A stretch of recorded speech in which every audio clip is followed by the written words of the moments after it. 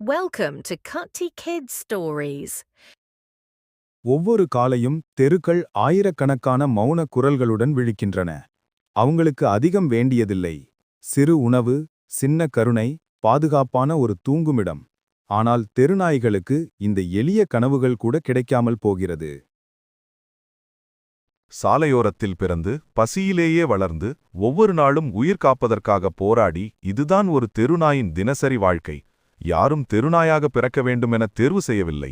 அவர்கள் தவறான இடத்தில் பிறந்துவிட்டார்கள். அதுவே அவர்களின் துரதிர்ஷ்டம். இரவு குளிராக மாறும்போது சில நாய்கள் பைக்குகள் கார்களின் கீழ் வெப்பம் தேடி அலைகின்றன. சிலர் தேக்கடைகளின் அருகே மிச்சமுள்ள சிறு சூட்டை நம்பி சுருண்டு படுக்கின்றனர். இந்த குளிரான இரவுகளை பல குட்டி நாய்கள் தாண்டியே உயிர் பிழைக்க முடியாமல் போகிறது. அவர்கள் காலையிலே தெருக்களிலிருந்து காணாமல் போய்விடுகிறார்கள். அனைத்து மனிதர்களும் கொடூரங்கள் இல்லை. ஆனால் சிலர் இந்த மிருகங்களுக்கும் வழி உண்டு என்பதை மறந்துவிடுகிறார்கள். பசியால் வாடும் ஒரு நாய் நம்பிக்கையுடன் ஒருவரை அணுகுகிறது. ஆனால் கருணைக்கு பதிலாக ஒரு லாட்டி கிடைக்கிறது. தாகமாக ஒரு நாய் ஒரு கடைக்கு பக்கம் நடக்கிறது. ஆனால் அது ஒரு குற்றவாளி போல துரத்தப்படுகின்றது. மனிதர்கள் பெரும்பாலும் சொல்கிறார்கள், தெருநாய்கள் குறை கொள்கின்றன அல்லது தேடி வந்து நடக்கின்றன என்று. ஆனால் பெரும்பாலான சமயங்களில் அது கோபமல்ல, அது பயம். அந்த பயம் வருவது அடிக்கப்படுவதால், பசியால் வாடுவதால், துரத்தப்படுவதால், அவர்களின் வாழ்க்கைக்கு மதிப்பு இல்லை போல நடக்கப்படுவதால்.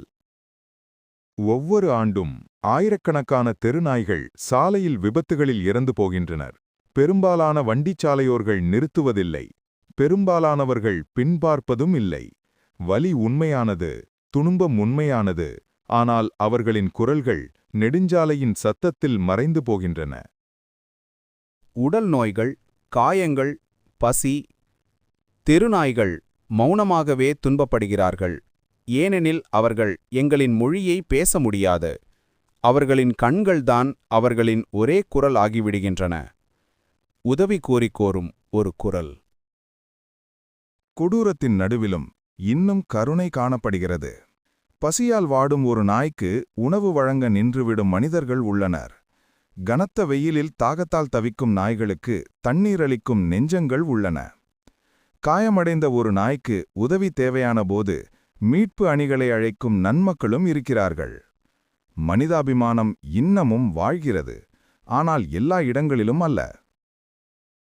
அவர்களுக்கு குரல் இல்லை, எனவே அவர்களுக்காக நாம் பேச வேண்டும்.